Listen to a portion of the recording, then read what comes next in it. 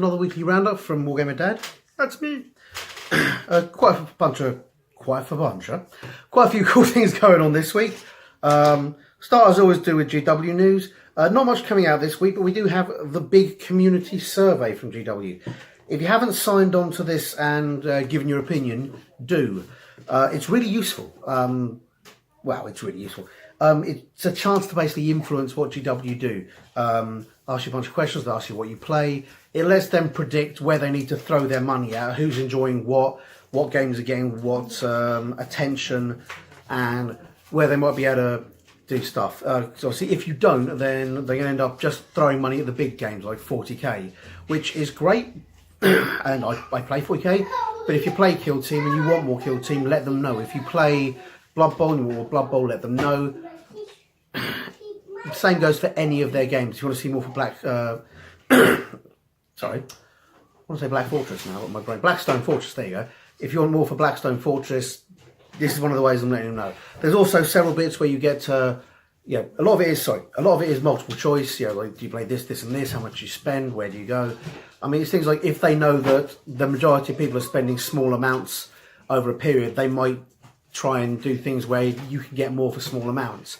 If they know you're bulk buying and that's how you save your money, they'll throw more into that way. So it really does help. There's also a few, like I say, text boxes where you can give more specific opinions. I advise that you type in "Return the Wolf Father," hashtag Lehman Russ should come back. But that's just my advice. That's really all they're doing this week. You've got this week's releases which have come out, and they're all stuff we've seen before. They're mostly focusing on this.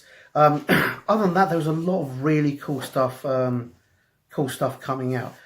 Monster Terrain have got put up a Kickstarter which was funded in 3 hours, but is still open to back. Basically, some awesome fantasy style terrain going on there. Some really nice stuff. All different kinds of scale that you can see there. And lots of different things you can get for different pledges and different sizes, which will allow you to just make your terrain look cooler. And as we all know, Kickstarters are often a way of getting stuff that other people don't have, or getting stuff cheaper. I'm not saying it's more cheap or expensive. Check it out, have a look yourself. Eldritch Foundry. We've got another company here basically doing make your own miniatures. I would imagine they're 3D printed. I don't know. They're launching the Kickstarter in 13 days. There's a little countdown there, but they're kicking up some stuff about it. So again, feel free to have a look, go down there, see what they've got. There's some companies already available to do this. Eldritch Foundry isn't the first, and I doubt they'll be the last, but it's another company that's worth looking at and seeing if you like. As you can see here, you've got some reasonably neutral style humans. They haven't got a model of the dwarf, but they can show you they've got some very stylistic dwarfs. Same with the elves and various other bits and pieces. So it's worth knowing. It's worth checking out and seeing if they can provide you with something that you haven't got and that you want, which is the same for everything else, really. Got another Kickstarter. It's mostly Kickstarters that have come across my stuff this week. Hello, Maxie. Vampire the Masquerade. If you guys aren't familiar with Vampire the Masquerade, it's a game by a company called White Wolf. Oh, Christ. 30 odd years ago now? Maybe more. Like many games, it was set to end in 1999 because that was when the apocalypse was totally happening. Or at least in many sort of real world fantasy style games. It was a very in-depth vampire game. There was lots of cool stuff.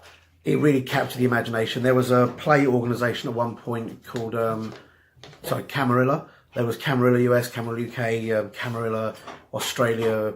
There were loads of them, and about 50,000 players worldwide all used to turn up in various places, dressed in ridiculous manners to pretend to be vampires. And I was one of them because it was during my my late teens and early 20s, and I thought it was really good. But somebody's bringing out a board game based on the same system as a Kickstarter, Vampire the Masquerade Heritage.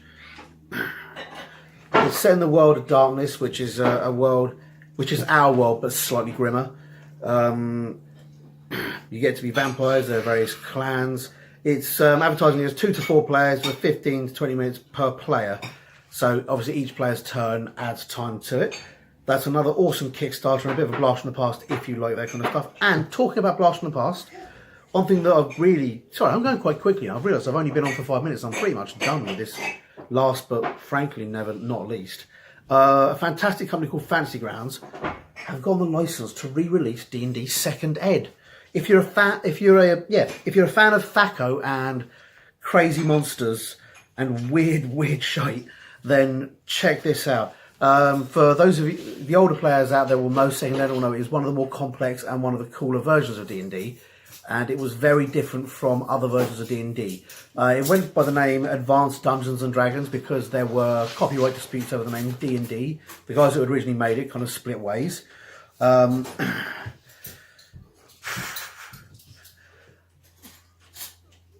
But basically, you had Dungeons and Dragons, which was first ed, Advanced Dungeons and Dragons, which was second ed, Dungeons and Dragons 3, which was third ed, and they'd gotten the rights to the name. Dungeons and Dragons 3.5, which was third ed fixed because it was so complex. Dungeons and Dragons 4, we do not talk about Dungeons and Dragons 4, and then Dungeons and Dragons 5, which is the current ed we're on now. So there's quite a few editions ago, and there's a lot of weird and wacky stuff. Well, still out there. You can find it in charity shops, you can find D&D books online, D&D Oriental, loads of weird and cool stuff. The only thing that really slows down players is you have to find somebody with the core rulebooks. And they're releasing loads of stuff. They're basically releasing the DM's guide, the monster manual, all the basic books you can get.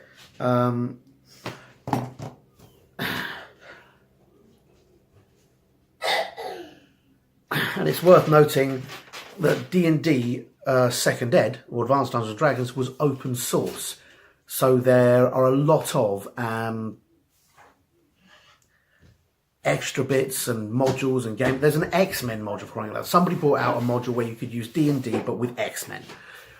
There's loads of stuff out there for absolute free on the internet. If you ever watched the original Gamers movie, that's literally about second to third ed. Third ed was mostly open source, and they print stuff off. 3.5 was open source. Fourth ed, one of the things that really crashed it was it became closed source and everything went copyright. That's when it moved from TSR to Wizards of the Coast, who had different ideas about public domain. They since then sort of kind of changed their tune. They allow a lot of other people to do stuff. For example, they've allowed the rights to Second Ed, which they hold the rights for all the core books, obviously, to be... I'd imagine rented. I doubt they sold them outright to Fantasy Grounds, so they can release Second Ed. Second Ed is probably the weirdest and oddest version of D&D. Third Ed was a bit more streamlined, made a bit more sense, and was a bit more intuitive. But there was a ton of there was even more stuff for Third Ed than was Second Ed. But Second Ed really, it's where a lot of old gamers got started, and it's where a lot of the craziest stuff is. So yeah, I played Second Ed campaigns. I totally recommend them. They're a lot of fun to play, and I totally recommend looking at Fantasy Grounds. Where are we?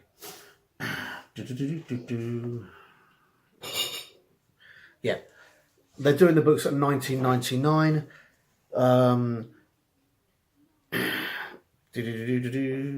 I believe these are ebooks by the looks of it. Yeah.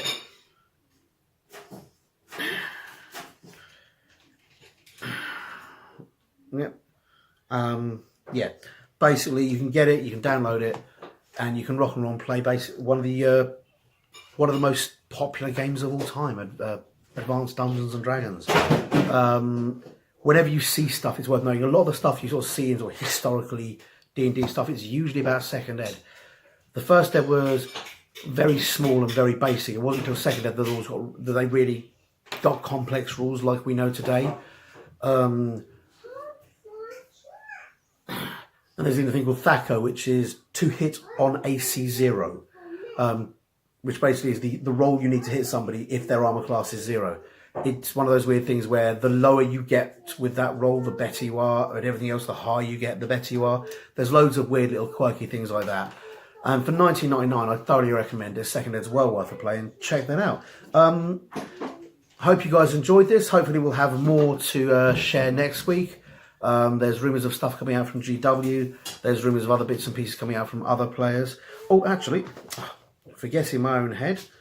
Last but not least, if it will load up for me, Puppets War, as you well know, a regular on my webcast, have done another bunch of wacky models. They've done some Chaos Cultists. And if you're wondering why the Chaos Cultists are dressed like Ku Klux Klan members with the tall hats, that's because Ku Klux Klan members actually dress themselves up like religious figures in order to try and lend some form of credence to their whack job ideology. In the Catholic Church, they'd have tall hoods and weird stuff like that. The Inquisition used to wear the same kind of stuff, and it's a relatively cheap thing you can make out of a bed sheet. But that being said, these are meant to be the bad guys, so you know, who knows what evil lies within their hearts. But yeah, they're not meant to look like Ku Klux Klan members. They're meant to look like ancient religious cults, sects, and whack jobs. Many of which, in fact, dress like that. As I say, the Catholic Church had weird stuff there. The Inquisition, a particularly dark period in humanity's history, very cult-like, had stuff like that as well, as did a lot of the other weirder and wackier cults that were around. So it's, yeah, that's what they're based on. And if you want evil guys, well, they do look evil. Okay, hope you guys enjoyed that, and hope to see you next time. Have a nice weekend. Bye. Hi guys, hope you enjoyed that video, and if you did, remember to like and subscribe to my channel. I'm also on Facebook and Twitter. Not sure why, but I am. So if you like it, see me there, and please tell your friends. Thanks very much. Bye.